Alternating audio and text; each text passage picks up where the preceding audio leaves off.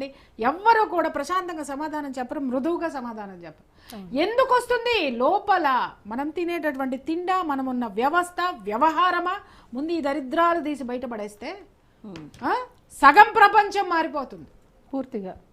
సగం ప్రపంచం మారితే ఇంకా ఆల్మోస్ట్ మారినట్టే. మొన్న స్కూల్కి వెళ్ళే అమ్మాయి, పెద్దమ్మాయి అమ్మాయి, ఆ అమ్మాయి కంటే అబ్బాయి 1.5 సంవత్సరం 2 సంవత్సరాలు చిన్నవాడు, టీనేజర్స్ వచ్చేసారండి. ఏం చేద్దామని అంటే ఎంతవరకు భయం లేదు అసలు వీళ్ళకి. సమాజం అంటే భయం లేదు. ఎందుకు భయం లేదు? ఆ అమ్మలు మాట్లాడారు చూసారా, నా మట్టలు నువ్వు పెట్టుకో, నా బొట్టు నువ్వు పెట్టుకో అని ఒక ఆవిడ మాట్లాడింది. ఇంకొక ఆవిడ నా శరీరం నా ఇష్టం. Underline this point. మీరేం చెప్తారు?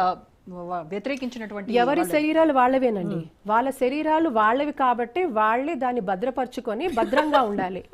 వాళ్ళు ఏదైనా కూడానండి, ఇప్పుడు మనకు అందరికీ స్వేచ్ఛ ఉంది, కానీ అది సభ్య సమాజంలో ఆమోదించదగ్గట్టుగా ఉందా లేదా? మనం పక్కన వాళ్ళు చాలా మంది అంటారు వాళ్ళ దృష్టికోణం మారాలి, మగవాళ్ళ దృష్టికోణం. ఎస్, మగవాళ్ళ దృష్టికోణం మారాలి.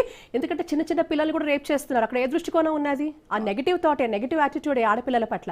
కాకపోతే అదంతా ఒక ఎత్తు పక్కన పెడితే, నిజంగా మామూలుగా మర్యాదగా చక్కగా మామూలుగా అది ఏ డ్రెస్ అయినా నిండుగా ఉంటే ఎవడైనా మాట్లాడతాడా? ఎవడు మాట్లాడండి. But you're giving scope. నేనేమంటానంటే ఇది యాక్సెప్టబుల్ కాదు. Even in western countries acceptable కాదు. పాశ్చాత్య దేశాలలో కూడా ఇది యాక్సెప్టబుల్ కాదు. మనం అనుకుంటాం కదా, ఓ అక్కడ విచ్చలవిడిగా ఉంటారు. లేదు, ఇట్స్ నాట్ యాక్సెప్టెడ్. ఇన్ఫ్యాక్ట్ మనం ఇప్పుడు ఎలా చర్చిస్తామో, ఎలా మాట్లాడతామో అంతకంటే రెట్టింపు చర్చ అక్కడ జరుగుతూ ఉంటుంది. ఇది నేను ఇంతకుముందు కూడా, ఎప్పుడైతే మనం బావిలో కప్పగా ఇక్కడే ఉంటాను అనుకోండి, మనకు అర్థం కాదు. ఇప్పుడు నేను అలాగే ఉన్నాను. ఇంతకుముందు నేను అనుకున్నాను, బయట ఏమీ లేదు, ఎలాగైనా ఉండొచ్చు. బయటకు వెళ్తే వాళ్ళు అంటారు, ఇది నువ్వు ఎలా ఉంటున్నావు. ఇక్కడ కాదండి, ఐరోపా దేశాలు కావచ్చు, మిగతా దేశాలు కావచ్చు, వెళ్తున్నప్పుడు వాళ్ళ ఆలోచన విధానం, మహిళా పురుషుడు ఎలా ఉండాలి, ఎలాంటి వస్త్రధారణ ఉండాలి, అక్కడ కూడా చర్చ జరుగుతుంది. ఎందుకంటే నేనేం ఫ్యాబ్రికేట్ చేయటం లేదు. So this is aspect of your protection. మీకు బట్టలు వేసుకుంటుంది, మీరు ప్రొటెక్ట్, మీరు మీ ఇష్టం ఉన్నప్పుడు మీ 4 గోడల్లో మీరు ఎలా ఉంటే ఎవరికి కావాలి? ఎవరికి అక్కర్లా. బట్ ఎప్పుడైతే దీన్ని మీరు పబ్లిక్ గా తీసుకొస్తున్నారో, మీరు తప్పకుండా చర్చించే అవకాశం మీరే ఇస్తున్నారు. ఎవరైనా ఇస్తున్నాం. కాబట్టి నాగరికత నేర్పిన మనమే ఈ రోజు ఎవరో పాశ్చాత్య దేశాల్లో వాళ్ళకేం అంటే మన ప్రపంచ దేశాలకి మనం నాగరికత నేర్పించిన మనము ఈ రోజు వాళ్ళ నుంచి మనం కొత్తగా నేర్చుకోవాల్సింది ఏముందండి? వస్త్రధారణ కావచ్చు, ఏమన్నా కావచ్చు, మనకేముంది నేర్చుకోవడానికి? కాబట్టి మనం డెఫినెట్ గా ఇలాంటివి మాట్లాడినప్పుడు మహిళల స్వేచ్ఛ అనేటువంటి స్వేచ్ఛ ఇది కాదు రోజా గారు. స్వేచ్ఛ అంటే మీరు దేశానికి ఏం కాంట్రిబ్యూట్ చేస్తున్నారు, మీ సమాజానికి ఏం కాంట్రిబ్యూట్ చేస్తున్నారు, అది మీరు మాట్లాడండి. నిజంగా భారతావనిలో ఎంతో వీరోచితంగా వీర వనితలు పుట్టారు. వాళ్ళ కుటుంబాలను ఏలారు, సామ్రాజ్యాన్ని ఏలారు, కన్న బిడ్డలుగా రాజ్యాంగంలో ఉన్న వాళ్ళని చూసుకున్నారు. అన్ని స్వేచ్ఛలు అది స్వేచ్ఛ. వాళ్ళకి నచ్చినట్టుగా, దేశం మెచ్చినట్టుగా, కుటుంబం మెచ్చినట్టుగా, కుటుంబానికి నచ్చినట్టుగా, దేశానికి నచ్చినట్టుగా, మెచ్చినట్టుగా ఆ అమ్మలు అలా ఉన్నారు.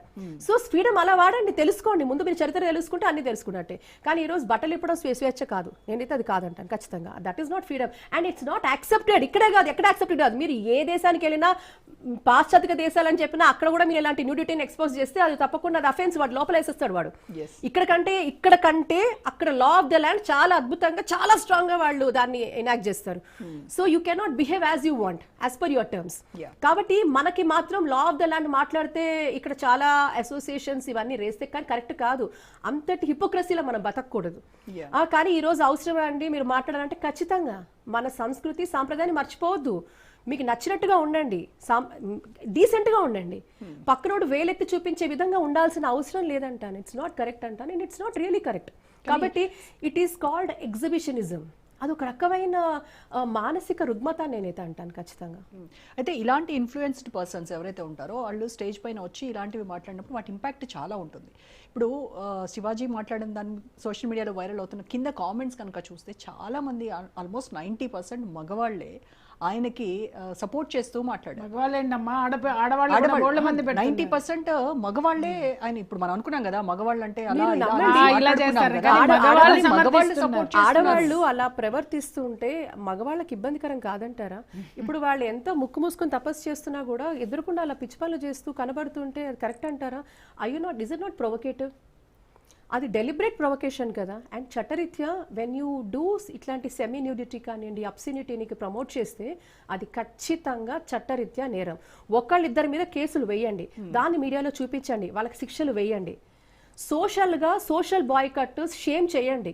ఎవరైతే నిజంగానే అంతటి పిచ్చ ప్రదర్శనలు చేస్తున్నారో వాళ్ళు ఎవరైనా ఎలాంటి వాళ్ళైనా సరే ఇది తప్పు, చట్టం కూడా ఉంది కదా, తప్పు. మీరు ఏం ప్రమోట్ చేద్దాం అనుకుంటున్నారు, మీరు ఏం చేద్దాం, మీరు కలుషితం చేద్దాం అనుకుంటున్నారు. డెఫినెట్గా సోషల్ ఫ్యాబ్రిక్ని దెబ్బతీసేది ఎవరైనా, కల్చరల్ ఫ్యాబ్రిక్ని దెబ్బతీసేది ఎవరైనా కూడా ఇంటెన్షనల్గా అది ఖచ్చితంగా వాళ్ళకి శిక్షార్హులే వాళ్ళు. You're deliberately promoting it. So there are certain norms అండి, అబ్సల్యూట్లీ సర్టన్ నార్మ్స్. ఆ నార్మ్స్ దాటి వెళ్ళకూడదు అంటాను. ఎందుకు ఇప్పుడు ఇక్కడ స్టూడియో నుంచి బయటకు వెళ్తేనే మనం చూడలేని పరిస్థితి మనం చూస్తాను. మొన్న డ్రైవ్ చేస్తూ ఉంటే సడన్గా మా డ్రైవర్ కారు బ్రేక్ కొట్టాడు.